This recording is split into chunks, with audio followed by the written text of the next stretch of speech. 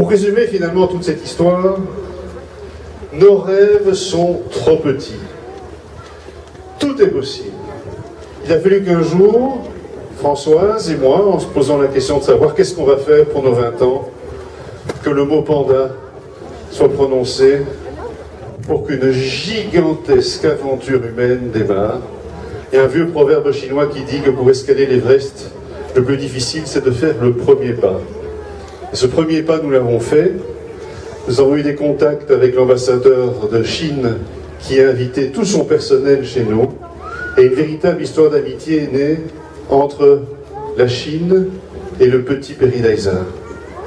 Parce que vous le savez, notre amour pour la nature et la culture chinoise ne date pas d'aujourd'hui. Et c'est comme ça qu'à quelques-uns, on a commencé à faire rouler une boule de neige qui est devenue de plus en plus importante, qui est une véritable avalanche, et qui se termine aujourd'hui, après 18 mois, c'est-à-dire 3 fois moins de temps qu'il ne faut pour monter un dossier et avoir la chance de pouvoir accueillir ces animaux.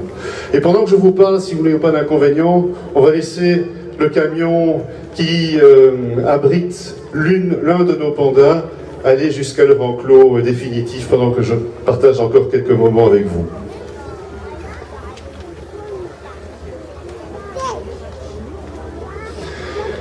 Il n'y a que 12 pays dans le monde qui ont la chance de pouvoir accueillir ces animaux. Pourquoi a-t-on choisi la Belgique? Parce que quand on travaille, qu'on est soutenu par des centaines et des centaines de personnes qui partagent le même rêve, tout est possible. Nous avons eu très rapidement des contacts avec les plus hautes autorités chinoises, nous avons voyagé à Shanghai, à Pékin, dans le Sichuan, nous avons visité plusieurs zones où l'on reproduit ces animaux dans les meilleures conditions possibles.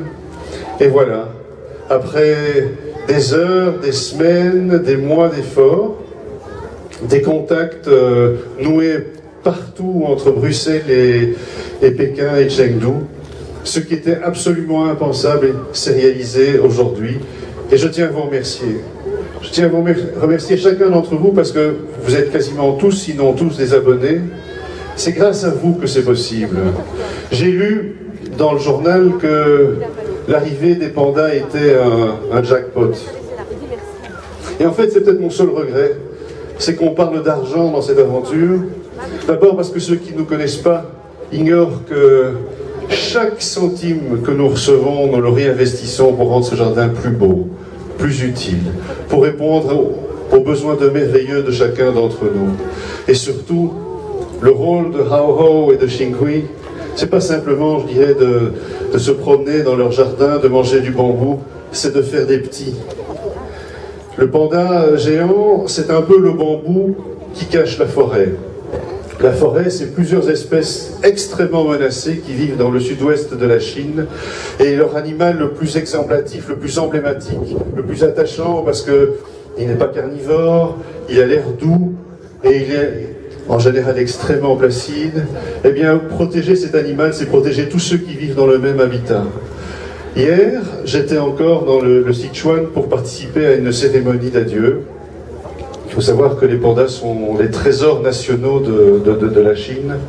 Et je l'avais promis que pour une cérémonie d'adieu qui irait là-bas, il y aurait beaucoup de cérémonies d'adieu pour tous les bébés que nous pourrions renvoyer en Chine. C'est en tout cas à cela que nous allons travailler. Nous avons conclu une convention avec l'université de Gand pour poursuivre la recherche avec d'autres chercheurs d'autres pays pour assurer la reproduction de cet animal qui vaut vraiment la peine d'être sauvé et qui va sauver tous les autres à partir du moment où effectivement on protège l'habitat et on protège les modes d'alimentation de cet animal extraordinaire.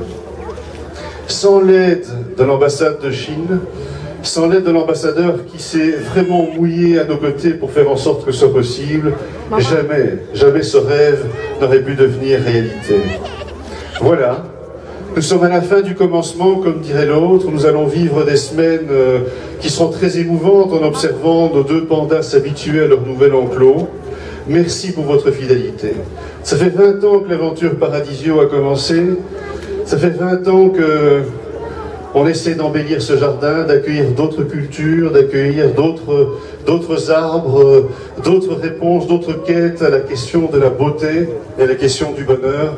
Et vous voyez, finalement, tout est possible. Merci pour votre fidélité. Nous vous demanderons quelques semaines de patience, puisque le parc reste fermé jusqu'au début du mois d'avril. Le temps pour nos deux chéris de s'habituer, de vivre leur période de quarantaine dans les meilleures conditions possibles. Alors quelques merci particuliers. DHL a accompli un travail absolument extraordinaire. Presque 50 personnes à Zaventem, dans le Sichuan, ont préparé dans la discrétion un travail extrêmement difficile, car vous savez, faire sortir des pandas, c'est non seulement, je dirais, une tonne de papier à remplir, énormément de conditions à satisfaire, ce sont des besoins logistiques dont vous n'imaginez pas la complexité. Voilà, grâce à DHL, nos amis qui ont pris en charge ce transport jusqu'ici, Haoho et Shinkoe sont enfin arrivés à destination.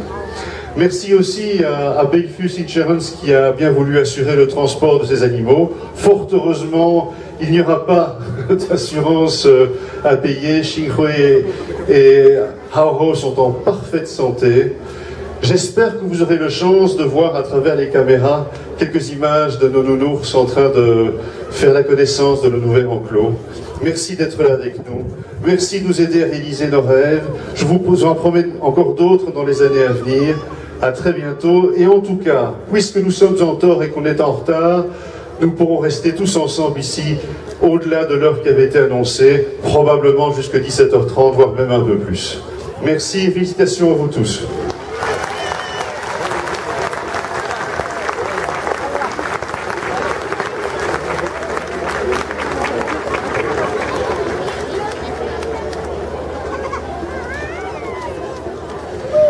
Chers amis, je ne vais pas être plus long.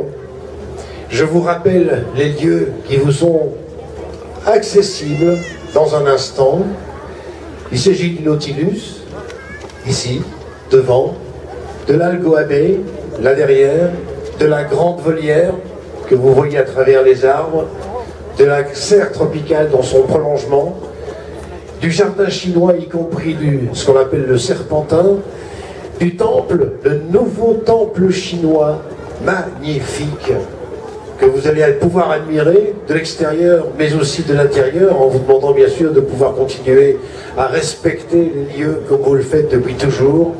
Et puis encore un peu de patience, le temps que nos deux amis, nos deux chéris, comme dit Éric Dombes, soient bien installés dans leur grotte et que l'on puisse ensuite aller en douceur également et dans le respect les uns après les autres, voir les installations qui leur sont réservées.